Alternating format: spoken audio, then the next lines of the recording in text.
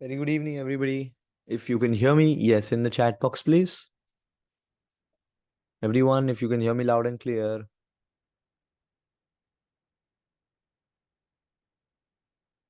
Thank you. Before moving on, let me tell you today's class is all about mock question writing. We are beginning with writing mocks, and till the date of the exam, the only thing that we will be doing is writing mocks, nothing else. So please make sure that you write the mocks, that you follow the homework that we set for you. Because no matter how much revision you do, no matter how much study you do, no matter how much learning you do, if you don't write mocks, you are not going to be able to do well on the final exam. And these mocks are a very realistic picture of the real exam. So if you're taking these mocks, you are getting ready for the real exam. You're getting ready for the the pattern of the exam, the structure of the exam, and for surely you will do well, or at least a positive attempt on the exam is what you will be able to give. So please write the mocks. Let me give you some instructions before we begin. This first mock question I am going to discuss with you. I'm going to teach you how to write, what to write, how to approach a mock question, how much to write, all of that. Show you the entire pattern. Then tomorrow, I am going to give you to write this question. Tomorrow itself, 45 minutes, I am going to ask from you to write this question and then submit it by the end of tomorrow itself. So by the end of Wednesday, this mock question has to be solved and submitted. I will discuss it with you already, so your life will be much easier. You will have understood what this question is, but you will still have to spend 45 minutes and write it and submit it. So put everything else aside. This mock becomes your priority. Tomorrow after work or whenever you find the time, you give yourself 45 minutes, do this assignment and email it to us. Are we all clear? Yes, in the chat box, please. Now, why am I saying write it tomorrow itself? Because up until now, we were doing quizzes. So these quizzes were not, I will say these were, you got indicative feedback, what we like, what we don't like. But with mocks, you are going to get personalized feedback, which means every single student's mock is going to be individually marked, checked, and corrected. Individually graded, individually scored. So naturally, to do this, we need time. You will have to give us that time by meeting the goals or just the deadlines that we set for you in class. Because if the deadlines are not made, up until now, we have been very flexible and we have accepted all late responses. But if you don't stick to the deadlines with the mock questions, we will happily not mark them. Because I will agree them with you. I will agree to the deadlines with you. And still, if you don't meet it, then there is, little that I can do to help. But yes, we are also human. Sometimes if things happen which are out of your control, email us, WhatsApp us. We will happily extend the deadlines for you. But if you take the deadlines for granted, then we will take your submissions for granted. We are here to help you. But as long as you stick to the course, it will be better for both of us. And I will give you enough time. Nothing unrealistic. I'm only asking for 45 minutes of your time tomorrow, which you are any which way going to give, because I have asked at least 1.5 to 2 hours of regular study. Out of that 45 minutes, I'm asking for specifically mock writing tomorrow itself. Clear, everybody? Please give me a yes, and your yes is a commitment that the assignment will be solved. Assignment will be completed. Thank you. Yes from everyone. Great. One more thing, Thursday we are NOT not having a live class.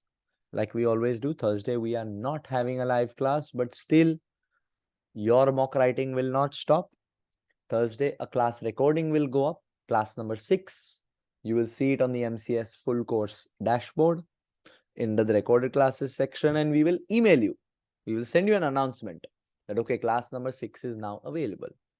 You just have to log in, watch that class, because it will give you instructions. It will firstly discuss the first mock with you. It will give you instructions for the weekend, and it will help you start with mocks for the weekend. So it's a very important class. Please carefully go through it, because it will introduce Fin mocks for you as well, which is my exam portal. How to access the exam portal and all of that will be explained over there. You will simply have to watch it, nothing else. Are we clear? Yes, in the chat box, please, everyone.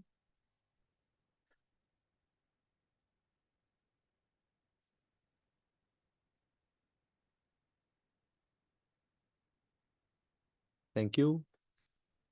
Lovely. So I like to get my instructions out of the way. So now we can focus on the actual requirement of this particular class, which is to learn the pattern, learn the systems of approaching mock questions. How to approach a mock question, how to look at a mock question. And to start with, I have chosen a very specific, very easy question, a very straightforward question. Let me put it that way. A question which tests your business acumen to start with. So on the left hand side, you see the question, and on the right hand side, you'll see how to write an answer. Now there are 5-6 steps that we always ask every student to follow with any question in this exam. If you follow these steps, automatically you will be able to do well. You will be able to approach any question with confidence. Those who have done the OCS level with me will know that the steps remain the same, but a little bit of the technicality changes, which I am going to speak about. But question remains question, exam remains exam. So let's start. The first point is be professional. Being professional means you are the finance manager. Remember that at CuppCarr. I've asked everybody to go through the pre-scene multiple times. So by now you should be a CuppCarr expert. You should know everything about our company with all its details, with all its, everything about the company. Let me put it that way. And by knowing everything about the company, automatically you should start to feel that, okay, I am the finance manager at this company. And when you have that feeling, naturally, when you write an answer, everything that you write has to be related to CuppCarr, has to be simple, has to be easy, has to be presentable, which you have been seeing in my pre-scene quiz suggested answers document, in the mixed quiz suggested answers document. We always keep it simple, always keep it simple English, easy English, so that everybody understands everything. So that's step number 1. Please keep it simple. Please keep it presentable. Please keep it related to CuppCarr. Please keep it very easy to understand. Nobody wants any sums, formulas, calculations. You cannot make the examiner's life more difficult. They've asked you a question, you have to make it very, very easy for them. That is step number 1. Hammer it into your mind, drill it into your mind that it is my job to make the answer easy, readable, simple English for them, not to jumble stuff up. Everybody's clear? Yes, in the chat box, please.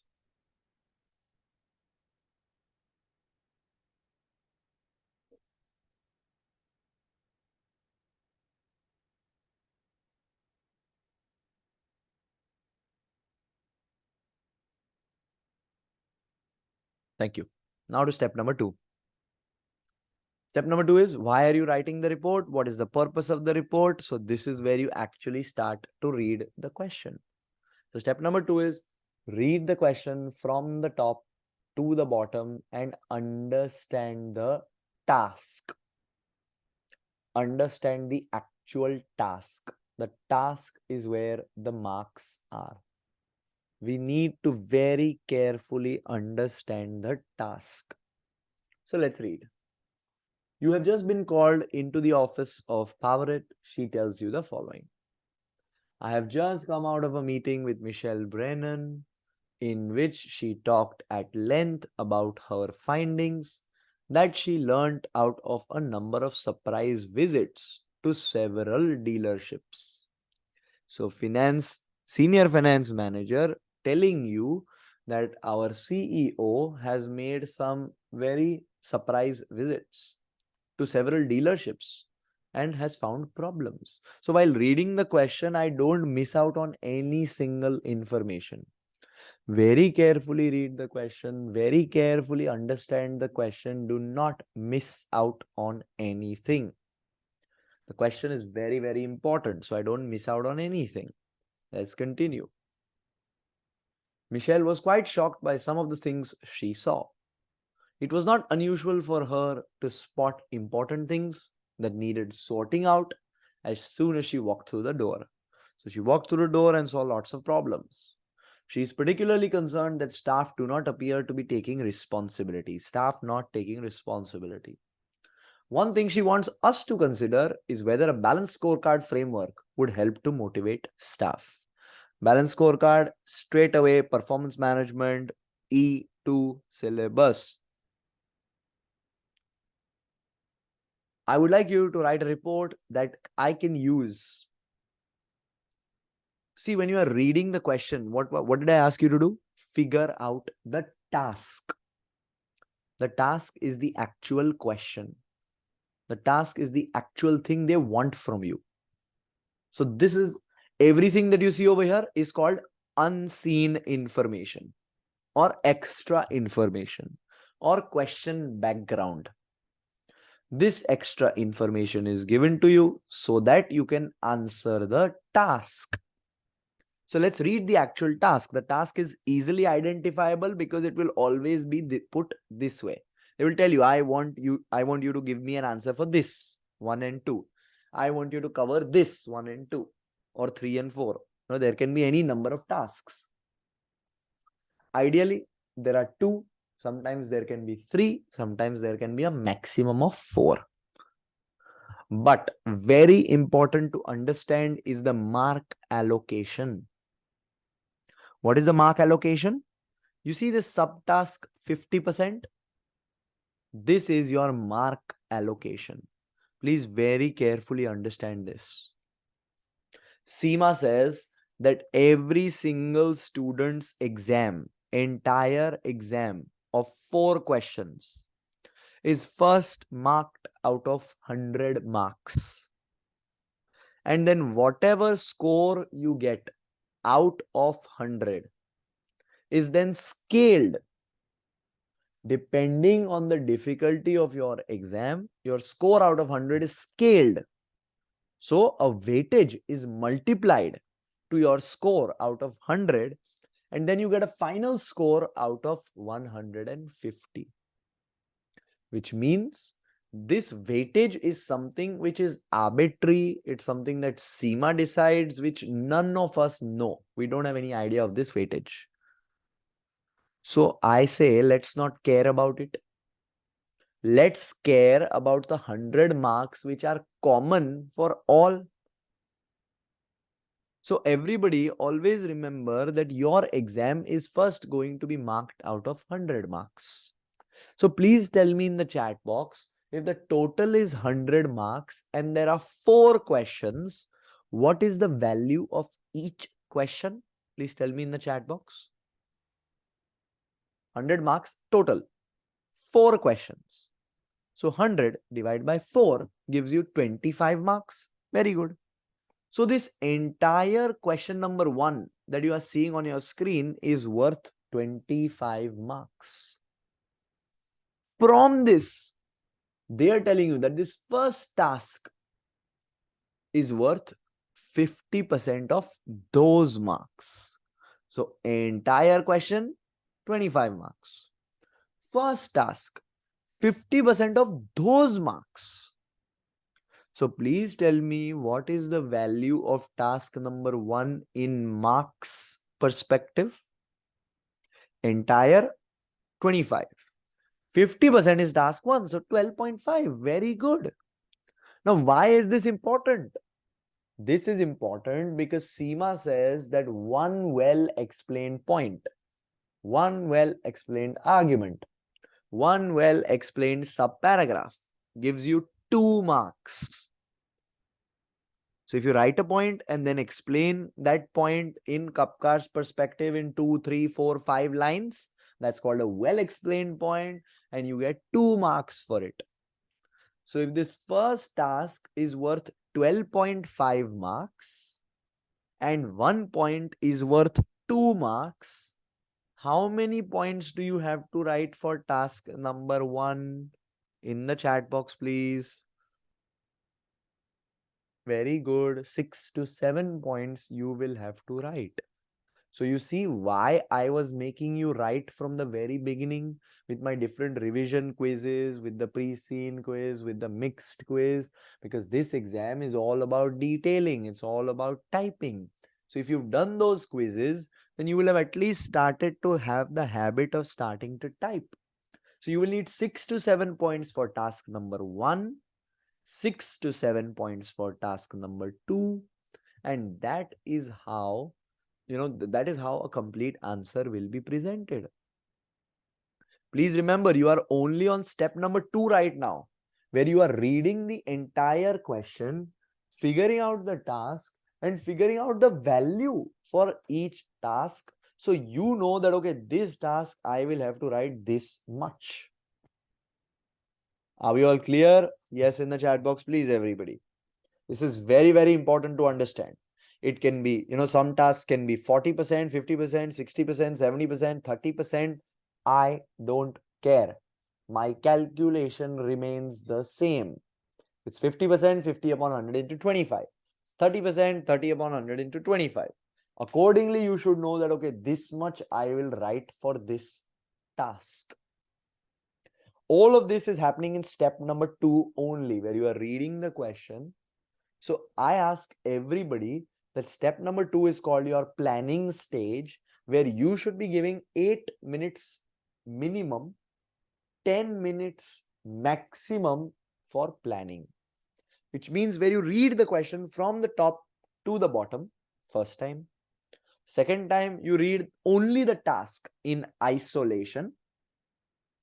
And third, you understand what the value of each task is and how much you are going to write. Okay, everybody? Yes, in the chat box, please. So, step number 2, read the entire question, 8 to 10 minutes, where you clearly figure out what the question is, what the task is, how much you are going to write for each task. This is not the end of the question. This was only task 1. So, let's continue reading. Your ideas on how we can inspire and motivate staff to take more responsibility for the way in which the dealership operates, and the behavioral implications of applying the scorecard. Again, 50% of your marks. So again, 12.5 marks, again, 6 points. And there is an extra report as well that they have given. So report by Michelle Brennan. This was a very useful exercise, an interesting exercise. Many lessons can be learned. And then they have given you 3 key findings. This is the end of the question. So all of this you complete in 8 to 10 minutes. Are we clear on step number 2, everybody? Yes, in the chat box, please. It's very important to understand. If you don't understand it, you will keep repeating the same mistake again, and again. Very good. So now to step number 3. Step number 3 is where you actually start to type. This is called the title. The title gives you a big 0, but it's good presentation. That is why I recommend it, and it doesn't take any time at all. So please build a habit of doing it.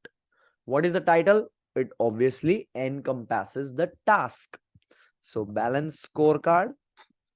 And what was the second task? Inspire and motivate staff. And let's say staff issues. You can write whatever title you want, but please don't waste time on it. 5 seconds, 10 seconds, 15 seconds, 20 seconds maximum. Quickly write the answer, quickly finish it, quickly write the title, quickly finish it, quickly move on. But the title should encompass the task. This is step number 3. Clear, everybody? Yes, in the chat box, please.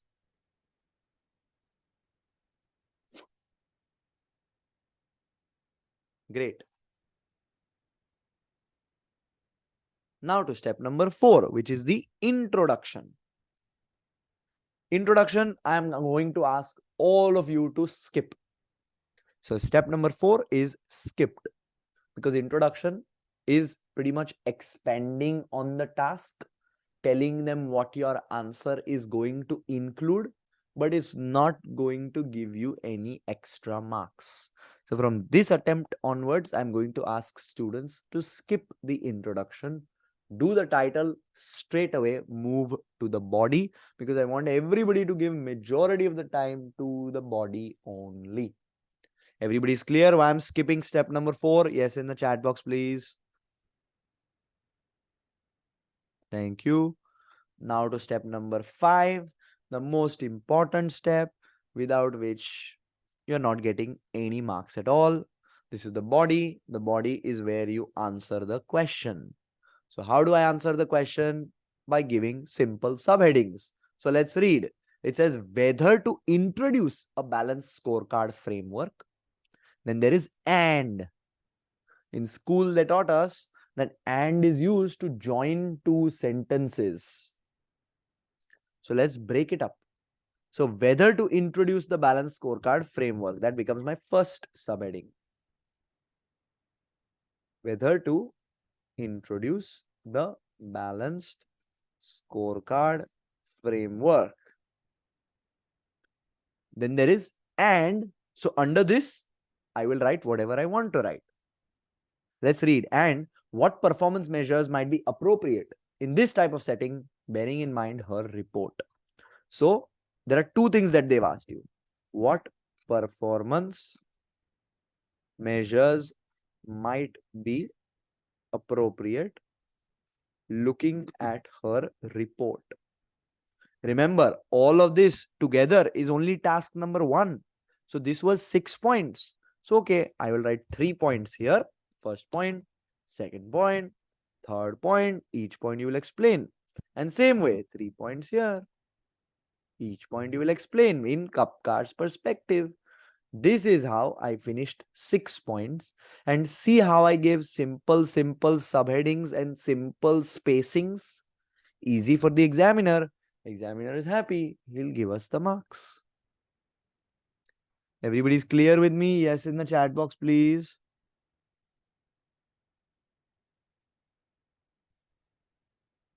Everyone.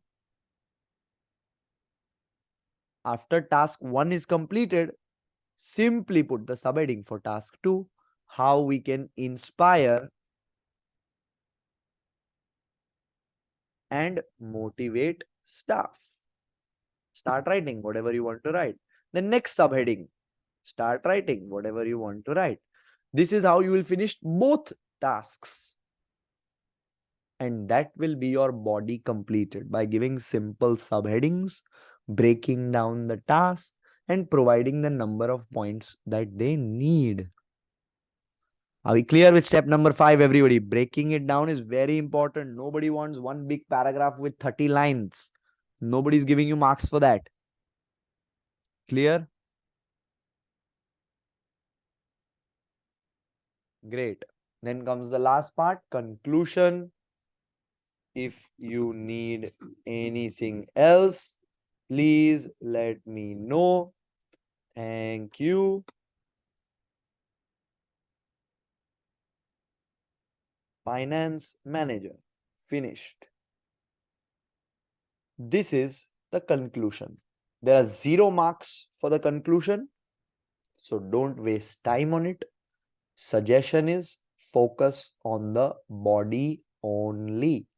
The body is where the marks are. Yes, sometimes in the body itself, they will ask you for a recommendation. For example, in this question, they could have written that, do you think we should use the balance scorecard? What do you recommend? So if a recommendation has been asked, then naturally you got to give it. If it's not been asked, you can still give it if you want. But stick to the task is what I will recommend. Finish your answer with a simple conclusion. Move on. Are we clear with this? So this is mock question writing. 5 steps, simple steps. Whatever the question is, do this first, do this second, do this third, do this fourth, do this fifth. Nothing else. Writing style is like you would do in a work email. Simple subheadings, small paragraphs. See, when I say points, you don't have to number it 1, 2, 3, 4, 5. No, it's very mechanical. You can do, you can write, for example, over here, whether we should use the balance scorecard. Yes, it will be helpful for us because of this reason. That's one point. You don't need to number the points. You can keep it as small paragraphs also. It's completely okay. But just let your writing style be as natural as possible. Okay, everybody?